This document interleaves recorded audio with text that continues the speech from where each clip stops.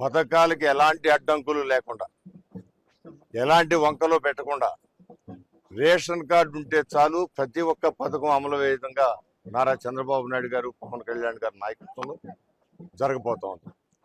ఒక్కొక్క ఇంటికి కనీసం సంవత్సరానికి 50,000 పైగా ఆదాయం వచ్చే విధంగా కార్యక్రమాలు ఏర్పాటు చేయబోతా ఉన్నాం.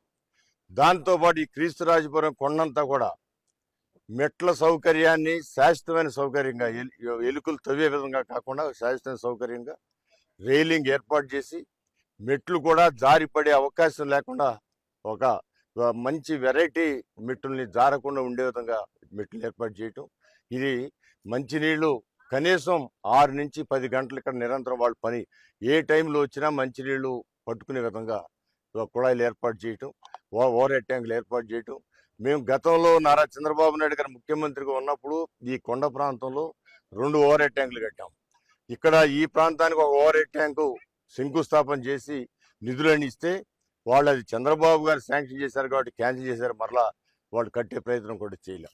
అందువల్ల మరలా ఓవర్ హెడ్ ట్యాంక్ కట్టడం కూడా మంచినీళ్ళు పూర్తి సౌకర్యం కల్పించి మెట్లు ఏర్పడి మెట్లకు రైలింగ్ అనే పద్ధతిని ఆ రోజు తెలుగుదేశం పార్టీ తీసుకొచ్చిన తర్వాత ఈ ప్రభుత్వం దాన్ని అశ్రద్ధ చేసింది. అందువల్ల ప్రతి ఒక్క మెట్లుకి రైలింగ్ కట్టేది ఒక స్కీమ్ లాగా ఎస్సీ ఎస్టీ సబ్ ప్లాన్ని మరలా తీసుకొచ్చి ఈ 5 సంవత్సరాల్లో ఎక్కడ కూడా ₹1 ఎస్సీ ఎస్టీ సబ్ ప్లాన్ తీసుకురాలేదు. దళితుల ఏరియాలో ఏమాత్రం ఇంప్రూవ్ అవ్వలేదు.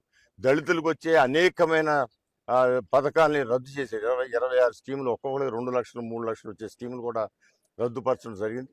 మరి ఎస్సీ ఎస్టీ సబ్ ప్లాన్ని తీసుకురావడమే కాకుండా ఎస్సీ కార్పొరేషన్ బలోపేతం చేసి ఎస్సీ యువకులు ఉపాధి కలిగించేటట్టు ఏర్పాటు చేయడం ధ్యేయంగా పనిచేస్తాం. అందువల్ల ఈ పథకాలు మెరుగైన పథకాలు ఇస్తున్న చంద్రబాబు గారు, పవన్ కళ్యాణ్ గారి నాయకత్వంలో మోడీ గారి ఆశీర్వాదంతో జరుగుతున్న ఈ కూటమిని బలపరచమని 2 ఓట్లు అటు ఎంపీ కేసినేని చిన్ని గారికి, ఎమ్మెల్యేగా నాకు 2 కూడా సైకిల్ గుర్తు మీద ఏమిటేసి గెలిపించాలని మీ ద్వారా ప్రజలందరినీ కూడా కోరుతున్నాను.